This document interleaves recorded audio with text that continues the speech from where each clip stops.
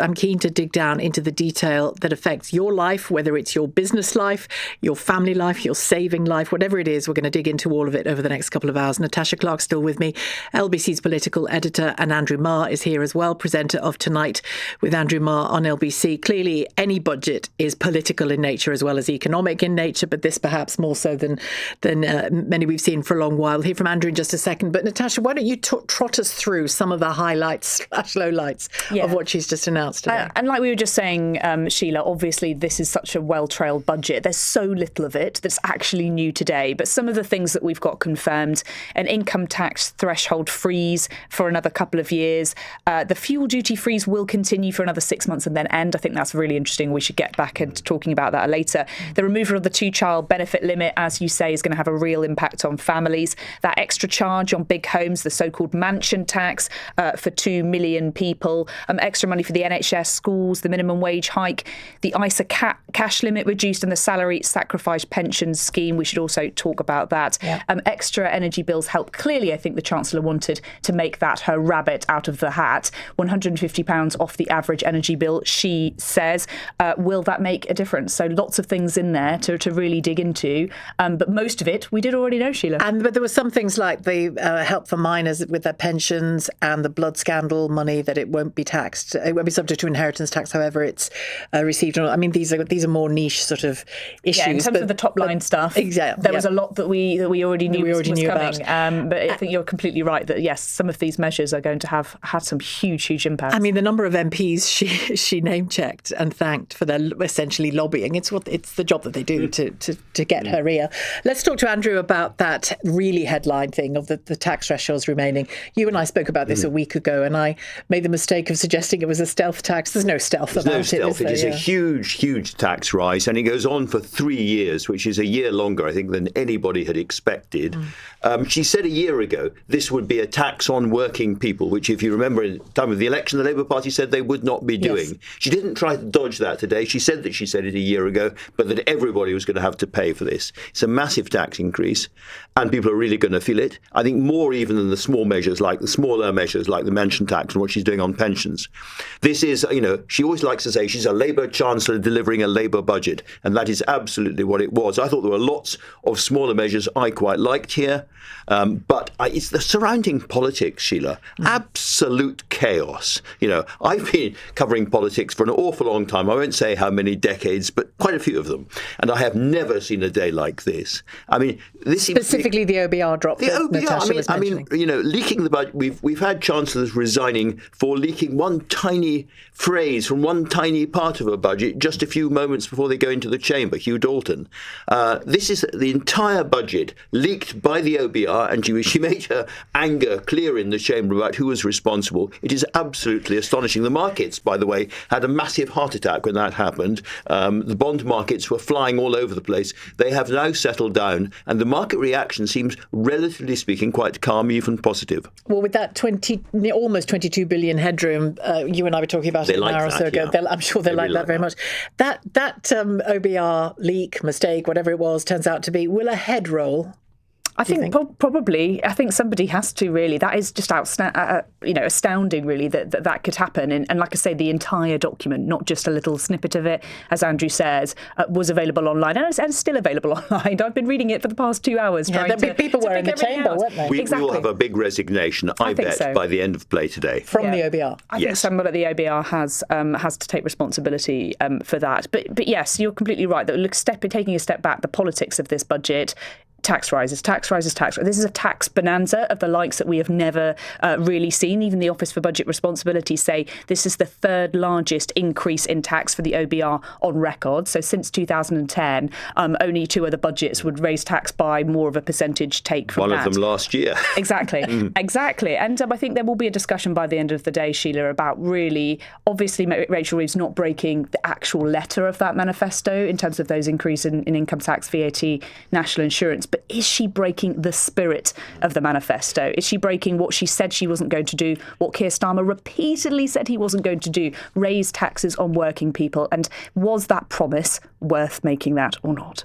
Answer to your question, Yes, she is breaking the spirit of the manifesto quite clearly. But if you say what matters to her most, and you heard her getting very, very emotional, actually she did really well, I thought, today. When she was sitting there on the front bench, somebody passed her a phone, which showed that her entire budget had just been leaked. I noticed that just before. And you could see the expression on her face. She briefly shook her head, didn't she? Yeah. And to get up with the entire chamber roaring derision at her and deliver that budget so confidently, I thought was a great achievement. I also thought, you talked about her saying this is a Labour budget, budget, but she also said, didn't she, my choices.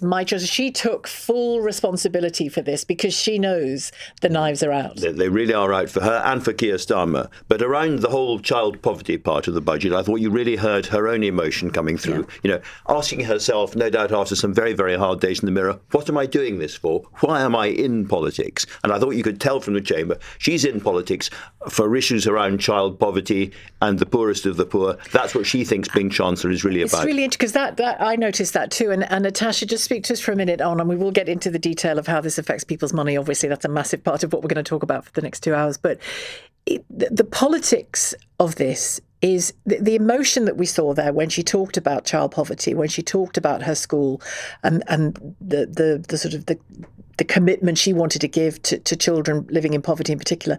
The emotion and the feeling around politics, it matters, doesn't it? How you make people feel in politics is really important. Yeah, and if you looked at MPs on the backbenches and what they were delighted to hear from the Chancellor in the budget, the only real measure that got them all waving their little papers was the lifting of the two-child benefit cap. We have heard time and time again on LBC from MPs who have absolutely demanded it above nothing else. And Rachel Reeves's budget today was obviously not just about those Labour MPs. It's about Labour MPs, it's about the public, it's about so many different types of groups. But for Labour MPs, this was a really, really important part of her message to them, because there needs to be something to quieten that chatter in the Labour Party about her position and the Prime Minister's position. However, you heard that just from Kemi Badenoch. The opposition are going to seize on this. You heard her talk about this as a giveaway for Benefit Street. And actually looking at some of the detail in the OBR, it is a huge cash bung for some people who are on benefits, an average of £5,000 a year given to around 500,000 people who are on benefits. And there are some people out there who will say, that's not fair. Well, we should remind ourselves that although the lifting of the two-child benefit cap is very popular in the Labour Party, it is not popular out in the country. There is a majority against this because people think, why should I be paying for, quotes, feckless, quotes, people who have more children than I would have? So it's not, it's not necessarily a consensual or particularly popular policy. But she was boxed in, wasn't she, by her own backbenchers, by the polls, and by Gordon Brown. by Gordon Brown, and campaigning on this has he been? Yeah, and by the we mentioned the financial markets. Yeah. They were the three sort of people she had to please. And if you look at that sort of trilemma, as it were, then she's done pretty okay so far. It's very early days, of course. The markets are still digesting this. They're going through the detail, and they'll be asking themselves, above all, is this a Chancellor or not who has control over public spending, control over welfare payments? At the moment, as I say, they seem pretty calm. I was interested, I mentioned it to you earlier, Natasha, I was keen to keep an eye on what she did on ISAs. And she did what we thought she would do, but less harshly, I think it's fair to say, because people over 65 still keep their allowance. But she's trying to encourage younger people in particular to invest and save differently, isn't she? Yes, and actually that does make me cross. Actually, I was speaking to a friend about this earlier this week in terms of the messaging that the government have got around pensions. They've been telling us, they're telling my generation anyway, you can't guarantee that you're going to have a state pension basically forever. We know that there are different difficulties around that. You've got to start investing in your own. This is going to make that harder, and we are all going to be paying more tax on the amount of money that we put into our pensions. Well, she did say at the beginning, didn't she?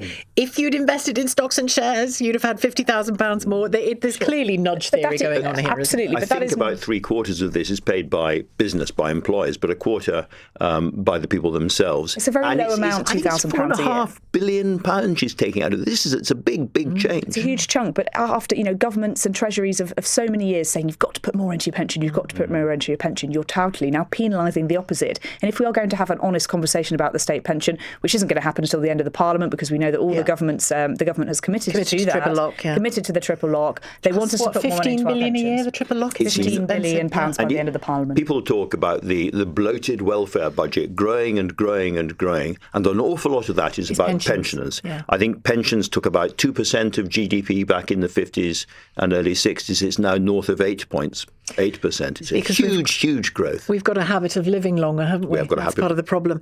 And on that, you mentioned pensions, work pensions, for example, the salary sacrifice scheme. The interesting thing there is removing the national insurance exemption from it, because Still not the national- That was what I meant. that was what you were alluding to. That will dissuade companies, won't it? disincentivizing both people, companies, workers but also and us companies from putting into our own pensions. And that just makes me very cross, Sheila.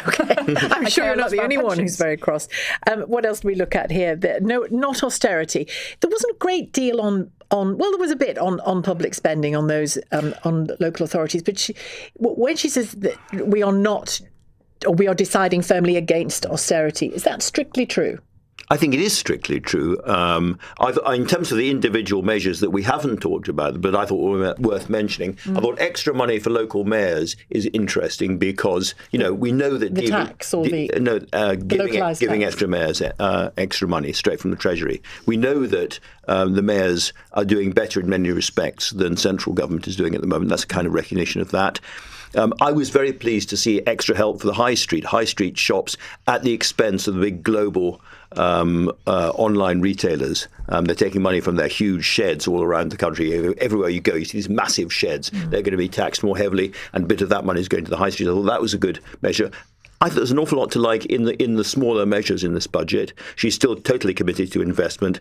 I'm personally very pleased that she's going to do more to get nuclear power up and running in this country, for instance. She talked about listening to the house building industry, but didn't put much meat on that bone, did she? And it's such a key issue. The big problem is they're simply not building enough houses. And we had Angela Rayner going on and on and on about how many more houses Labour was going to build. There's precious little sign of it so far. It's a big cheer for bingo duty going. Yes, and that sort of goes back to the sort of what Rachel Reeves has been trying to do around this budget. She keeps saying the word fairness. I'm going to make things fairer. And the bingo duty, the sort of levelling of those taxes, the online, offline gambling, and a number of other things that she feels that she's levelled the playing field on. I haven't actually checked this on the taxi tax that we were expecting to see, the levelling of the playing field between black cabs and Uber drivers in terms of the amount of VAT that they pay. I wasn't sure what she was saying there, because she talked about cab journeys that are dealt with like a coach tour or something, and I wasn't quite different sure levels of tax. The private hire Uber vehicles have managed to basically have a loophole of tax exemption. She, at least it was reported ahead of the budget, was going to close that tax loophole. Fairness. Is this a budget of fairness? I think is a question we will all be asking ourselves at the end of the day, and whether she feels that she has done it. But clearly, from what you heard from her just then, she feels this is a fair budget. One of the headline measures I think is going to cause a lot of debate is the so-called mansion tax on properties over £2 million, because you go around old Britain and there's lots of old brick buildings with windows which have been bricked up, and that was because once there was a window tax, you were taxed for the number of windows. Does the Oxo Tower fall into that category? No, it's too new, but there's a lot of older houses. People have simply bricked up their windows to avoid tax. In this case, if you're hovering around £2 million, maybe you break a window, or you dirty the front of the house and bring the price down just below your £2 million. And similarly, if your house is just over £2 million, will the price drop because you now pay this impost, and therefore it falls below? It's a really, really difficult thing, I think, to actually collect the money. And Kirsty Allsop was saying on your programme yesterday, it's hard to say for sure what a house costs because it costs what somebody's prepared to pay for it. Thank you very much to both of you too.